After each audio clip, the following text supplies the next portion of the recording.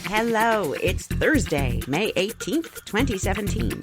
You are listening to Inception Radio Network, voice of the fringe majority.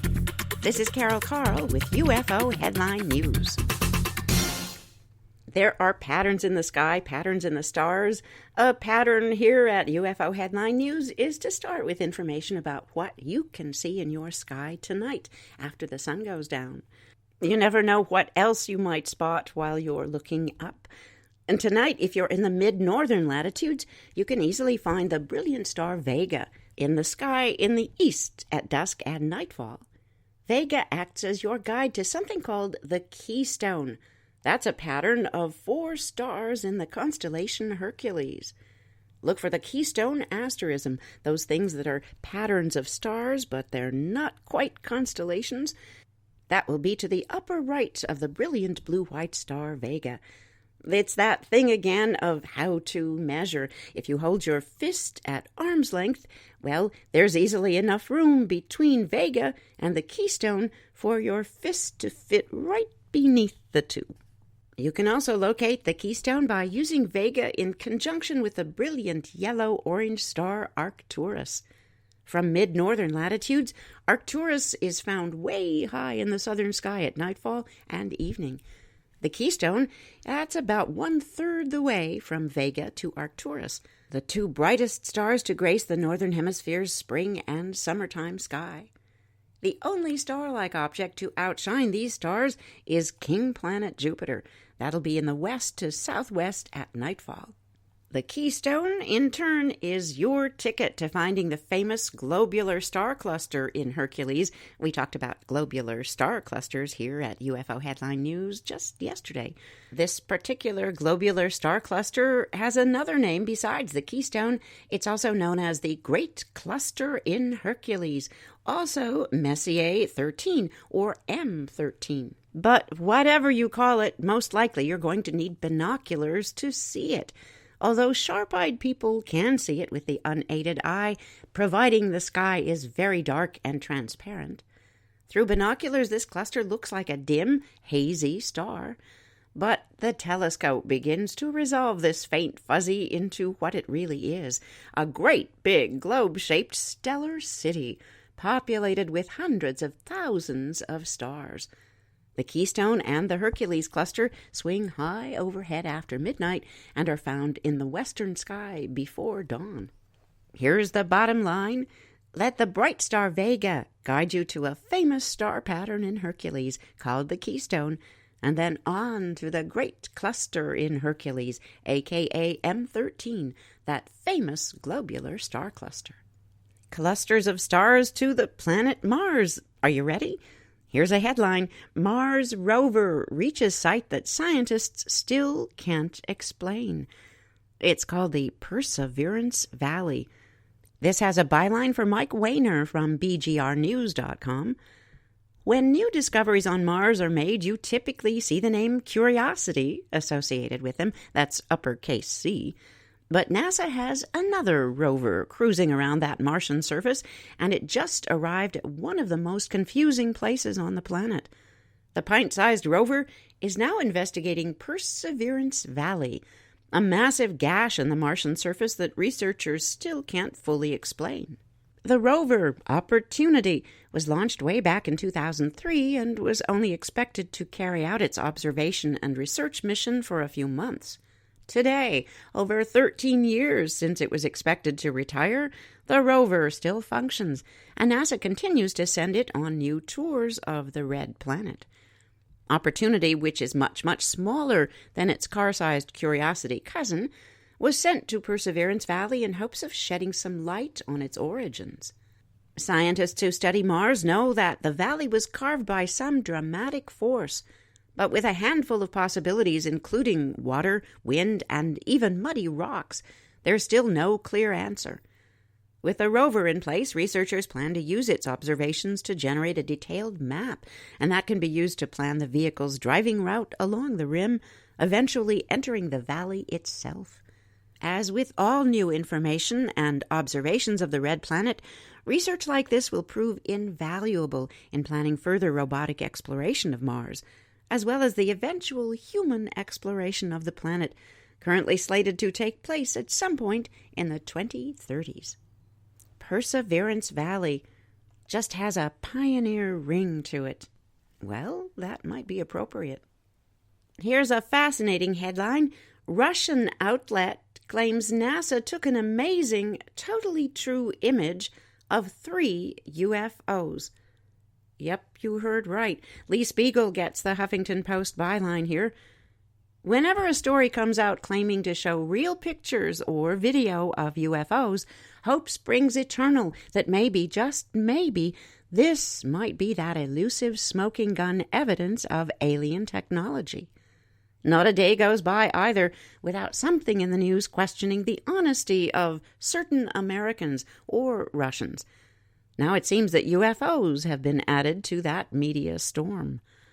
An innocent image, and you can see that image later, gentle listeners, at ufo-headline-news.com. It's from a collection called Pixabay. That's spelled Pixabay. That's something that offers many free stock photos to use for practically anything you'd like. This one shows our sun with a black circular spot, reportedly the planet Mercury making its transit across our home star. Still, how would Pixabay feel if a Russian news site, Pravda.ru, ironically, the name means truth, took that same picture, added 2 more black dots, called them all UFOs, and claimed this was, in fact, a picture captured by a NASA stereo spacecraft? Wow, writes Lee Spiegel. If you compare the 2 images, it doesn't take long to figure out that the sun in the 2 pictures is identical, and that all that Pravda.ru did was finish it off with 2 more, quote, UFOs, end quotes, and a headline that reads, quote, NASA spacecraft captures 3 huge UFOs silhouetted against the sun, end quotes. Lee Spiegel again says that deserves another wow. When HuffPost reached out to a NASA spokesman to comment about all of this, he said, quote, I'm not aware of this photo being released, certainly not from NASA. There is no official or unofficial NASA posting of the image, end quotes.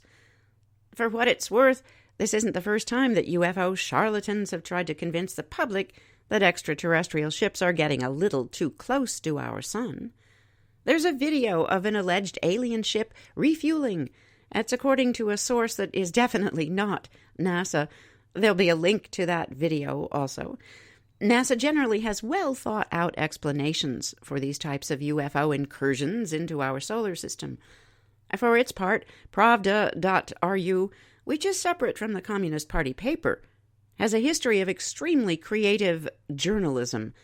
But the truth is out there, just not Pravda.ru's truth. In a quirky synchronicity, this broadcaster just realized we read you something about Pravda yesterday. Perhaps they're trying to rebrand for better credibility. Just saying. What say we bounce over to the United Kingdom and check out this story by Craig Simpson for the Croydon Advertiser. The mystery surrounding a set of lights circling in the sky above Croydon may have been solved. On 2 evenings this week, Monday, May 15th and Tuesday, May 16th, 4 bright lights have baffled onlookers as they lit up the night sky, which led to some not too serious speculation that UFOs were paying the borough a visit. No planes or helicopters were seen or heard, and the spots of light were thought to be too close together to be drones. Some residents thought Croydon could be receiving a visit from another world. They were freaking out over the unexplained lights. Eyewitnesses took to the internet in droves to see if they were alone in wondering if the borough had become the site of some sort of alien landing. Twitter, Facebook, filled with people questioning the, quote, strange lights in the sky, end quotes. Here's a tweet from me. She says, lots of strange lights in the sky over Croydon. Anyone? Anyone? On the evenings the lights were spotted, Selsdon Park Hotel off Addington Road happened to be hosting a corporate event. And as much as we hate to say this could solve the mystery, well, it could solve the mystery. It goes like this. The Selsdon Park Hotel, that grand hotel, used spotlights to illuminate the building, which may have beamed those mysterious lights into the sky above Croydon. A spokesman for the hotel said, quote, "We have had spotlights lighting up the majority of the hotel. They are moving spotlights. It's purely because we have a private event on site for a large corporate client. These lights were all pointing upward and moving, but they were mainly shining on our building," end quotes. Despite this explanation, some witnesses were adamant that the lights appeared to be coming from above and not below the thick clouds which cloaked Croydon over the past couple of nights. It's anybody's guess. This broadcaster couldn't quite tell they are circles of lights all around a giant circle shape. There's nothing beyond the shape that we could see. They somehow just don't look like reflected spotlights. Wander over to ufo-headline-news.com later, gentle listeners. Check it out for yourselves. Here's some information about an event that we've been covering here at UFO Headline News for, well, the whole time we've been here at UFO Headline News. It's Shag Harbor up in Nova Scotia. There was that famous Shag Harbor UFO incident, and there's a society and a museum and a festival. Well, not so much of a festival this year, unfortunately. Let's read. Headline: No love for Shag Harbor UFO. 50th anniversary event funding request denied. Amy Woolvett wrote this for the coastguardpaper.com. Shag Harbor, Nova Scotia. Along with the lingering mystery of the October 1967 Shag Harbor UFO incident comes the question of how to mark the 50th anniversary when you've been denied major funding for what had been big plans. Plans to hold a major event to mark the 50th anniversary of that incident took a nosedive recently when a bid for funding got rejected. The Shag Harbor Incident Society was counting on $20,000 Canadian to celebrate the half-century since the Shag Harbor incident. The small fishing village of Shag Harbor, Shelburne County, has less than 500 residents, but they're sitting on one of Canada's biggest mysteries. The events of October 4th, 1967, still remain a mystery today, but we do know that it's still the most documented UFO sighting in history. On that night, around 11 p.m., an unidentified flying object, measuring approximately 60 feet in diameter, according to witnesses, was seen hovering over the small community before crashing into the water. Most believed it to be a plane crash, but no plane was ever reported missing. The following day, the Rescue Coordination Center filed a report with the Canadian Forces headquarters out of Ottawa. That report stated something had hit the water in Shag Harbor, but the object was of, quote, unknown origin, end quotes. Through the years, volunteers have struggled to gain recognition for this event. Quote, "We can't get a lot of love here in Shag Harbor. They won't even give us a highway sign on Highway 103. That's according to Society Vice President Brock Zink. It's true, there is no sign from the highway showing where to turn off for this iconic village. Quote, "Maybe the government doesn't want to know we're here," end quotes, said Zink mysteriously. Right now, the Society is figuring out what they can offer for that 50th event at grassroots level. Said Brock Zink, quote, "We were really counting on that grant," end quote. They, like many in their surrounding communities, had applied for something called the Canada 150 grant. Quote, "We were excited. It does throw a wrench in our preparations. We had big plans to take it to the next level," end quotes. They were hoping to use the funding dollars to fly in top experts in the UFO phenomena field from the United States and Canada, but now they're going to have to cancel that part of the event. Quote, "Working on a limited budget's going to be tough. We'll have to do it all on our own," says Zink, and, quote, "It won't come close to what we wanted to achieve," end quotes. The Society is meeting now to try to figure out how to throw a weekend-long celebration worth talking about, September 29th to October 1st, as well as an event on October 4th to mark the anniversary. Quote, "We want to bring it this year," end quote, said Brock Zink. There are some events already set up. There's a costume dance with DJs unidentified funk objects, and speakers like Chris Stiles will share their first-hand account of the incident. The highly popular bus tour that highlights the history and locations of the landing is also going to be part of the festivities. Already, people are doing what they can to spread the word about the festival. Podcasters are hyping it up, said Brock Zink, and writer Don Ledger, who's currently out on a book tour, is talking about it at every stop. In Brock Zink's opinion, this story is one that should be what Roswell is to the United States. Quote, "I am super sad. It had made an otherwise sleepy community stand out," end quotes, he says. We say it's a shame that some of the really big names in ufology can't organize, go up there, do it for nothing. A genuine grassroots-level contribution, perhaps? Here's something. We're going to have to hang on and go back in time for this one to 1980, the month of June. And we're going to execute a striking change of trajectory. We're going from Nova Scotia down to Kings Bay, Georgia, on the east coast of the United States. The date, 1980, June 16th. It wasn't reported till April 23rd of this year. It's MUFON case number 83305. Here's a summary. Moved with blink of eye.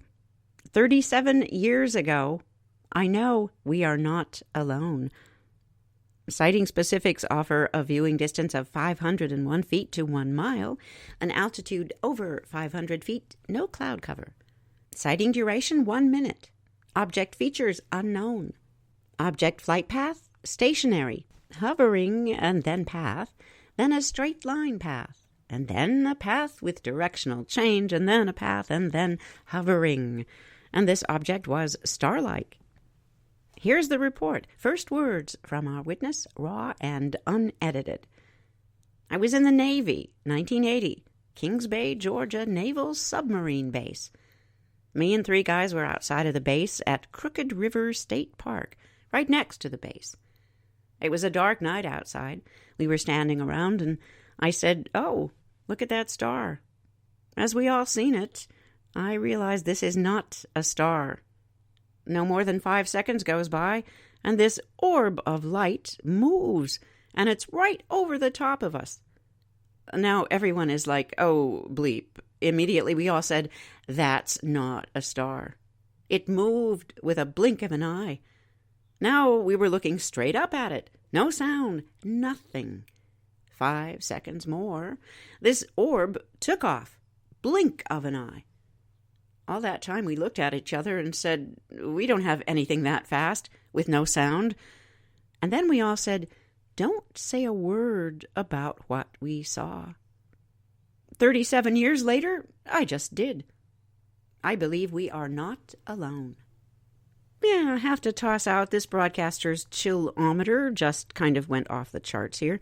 Somehow we get an inner gut-level feeling of authenticity about this one. Curious. Let's be curious about this case out of Helenwood, Tennessee, shall we? It's MUFON case number 83721. It occurred on St. Patrick's Day, although we don't have any reason to believe there's a connection. 3/17/2017 is the date of the sighting. It wasn't reported till the 14th of May. Summary. Craft, cigar shape, flat ends, red wide stripe on side, full row of windows, lizard-looking people. The viewing distance here, sighting specifics 101 to 500 feet, and then 500 feet eventually becoming 1 mile. The altitude 500 feet or less, over 500 feet later, and there seemed to be cloud cover. The sighting duration was 1 hour, and this object is said to have had features that resembled windows. Its flight path, stationary, hovering, then path, straight line path, path with directional change, a path, and then hovering, and then other. And this object was shaped like a cigar.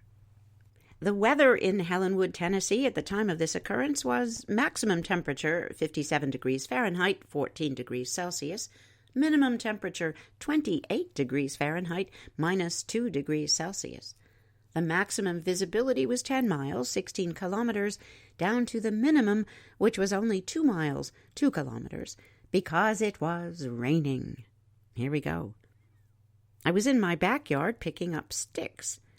I needed a moment to rest. I was looking around my trees and saw a bright flash. There, just hovering in the air between the tree and the cloud level, I saw what I thought was a 757 or larger airplane, but there was no sound. And that no sound is what gained my attention. As I looked closer, there was no aircraft lighting, there were no wings, no tail, no nose. It just looked like a cigar shape with no rounded ends. These ends were flat. The craft itself was 400 to 500 feet long. It seemed to be 150 to 200 feet in diameter. This whole craft was solid chrome. It had a red stripe through the center.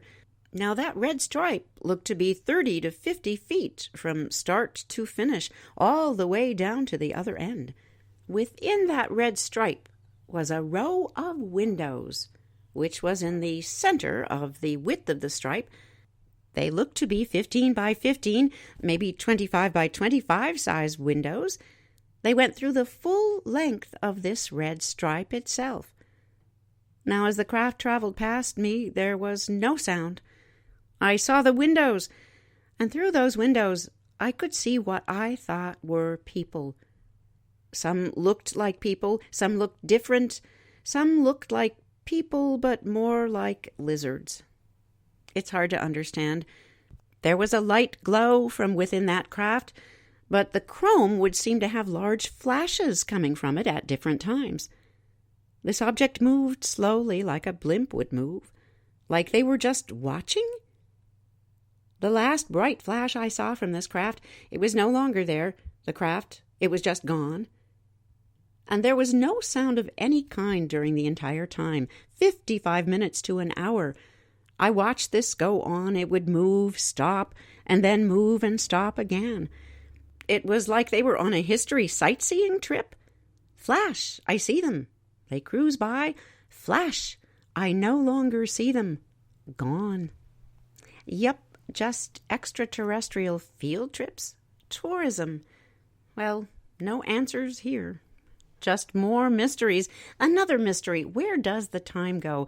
Because we're seeing now we gotta get out of here. Time to bounce because that's a wrap. Thank you for listening to Inception Radio Network.